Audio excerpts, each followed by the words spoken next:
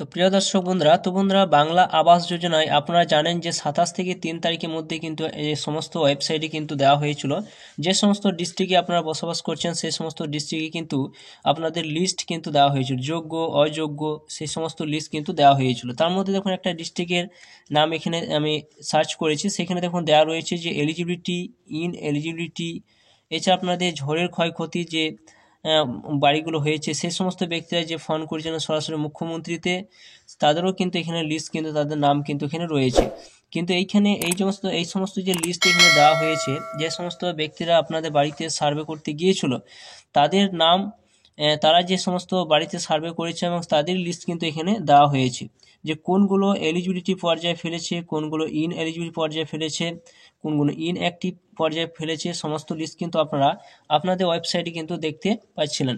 কিন্তু এইখানে আবার কিন্তু নতুন বাছাই করার লিস্ট কিন্তু আবার প্রকাশিত হবে, অর্থাৎ যে সমস্ত ব্যক্তিরা যোগ্য তালিকায় থাকবেন সেই লিস্ট কিন্তু আবার প্রকাশ করা হবে, যেটা ঘোষণা করা হয়েছে।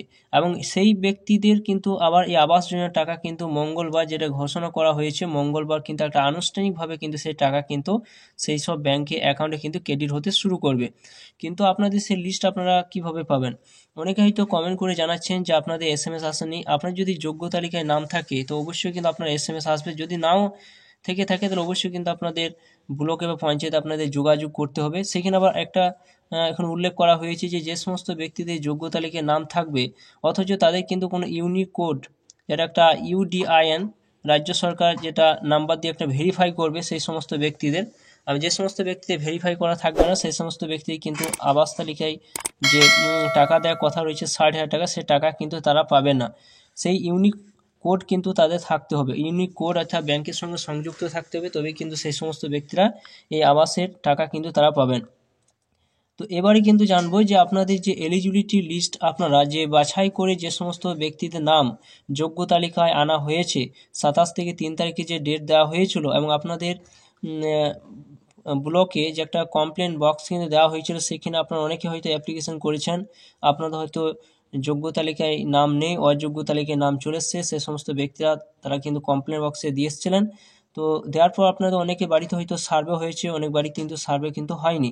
কিন্তু এইখানে আপনাদের যে সমস্ত বাড়িতে সার্ভে হয়েছে তারা কিন্তু জানতে চাইছেন যে আপনাদের এলিজিবিলিটি নাম আপনাদের উঠলো কি না, আপনাদের হয়তো এসএমএস করে জানানো হয়নি, তাহলে আপনাদের সেই এলিজিবিলিটি লিস্ট আপনারা কীভাবে কোথায় পাবেন? এবং এলিজিবিলিটি লিস্টে যদি নাম থাকে তবে কিন্তু আবাসের প্রথম কিস্তি টাকা আপনারা কিন্তু পেতে চলেছেন।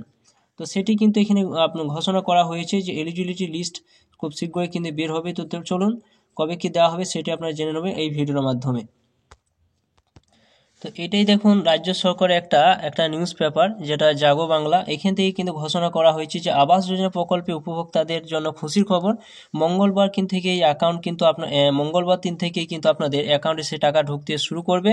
তো সেই কিছু এখানে নিয়ম শৃঙ্খলা রয়েছে, যে এখানে আবাস যোজনা প্রকল্পের জায়গায় যে আপনাদের দেওয়া হবে সেই আবাস যোজনা প্রকল্পের টাকা কিন্তু প্রথম কিস্তি টাকা আপনারা সরাসরি আপনাদের ব্যাংকে কিন্তু সেটি সেন্ড করবে, এবং সেই মঙ্গলবার সম্পূর্ণভাবে কিন্তু রাজ্য সরকারের তহবিল থেকে কিন্তু সে টাকা দেওয়া হবে, যেটা মুখ্যমন্ত্রী অলরেডি ঘোষণা করেছে যে কেন্দ্র সরকার টাকা দেয়নি, তার জন্য কিন্তু রাজ্য কোষাগার থেকে সে সমস্ত ব্যক্তিদের টাকা দেওয়া হবে। কিন্তু যে সমস্ত ব্যক্তিদের এলিজিবিলিটি লিস্টে নাম থাকবে তারাই কিন্তু টাকা পাবেন।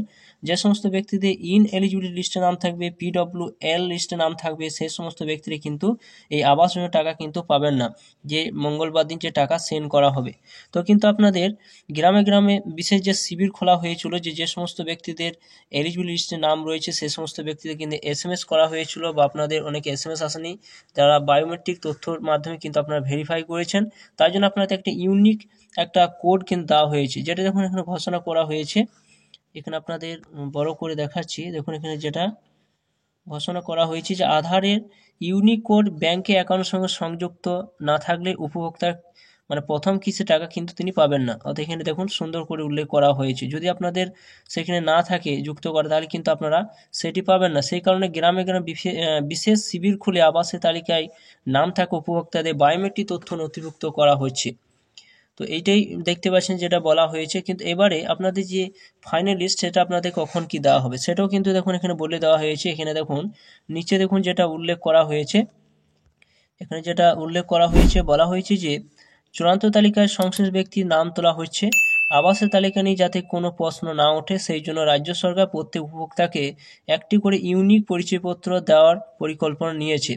আবাস প্রাপকদের চূড়ান্ত তালিকা প্রত্যেক ব্লকে সমষ্টি উন্নয়ন আধিকারিক ও বিডিও দপ্তরে টাঙিয়ে রাখা হবে।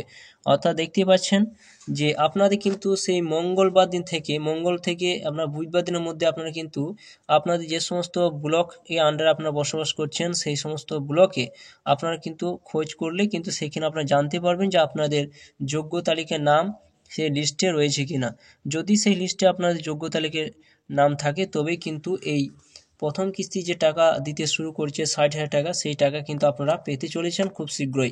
এটাই ছিল একটা নতুন আপডেট। তো আপনাদের আবাস তালিকার যে যোগ্যতার লিস্ট কোথায় কি দেওয়া হবে সেটা অবশ্যই আপনারা জানলেন। আমি ভিডিও যদি ভালো অবশ্যই লাইক করবেন, চ্যানেলটা অবশ্যই আপনারা সাবস্ক্রাইব করে রাখবেন।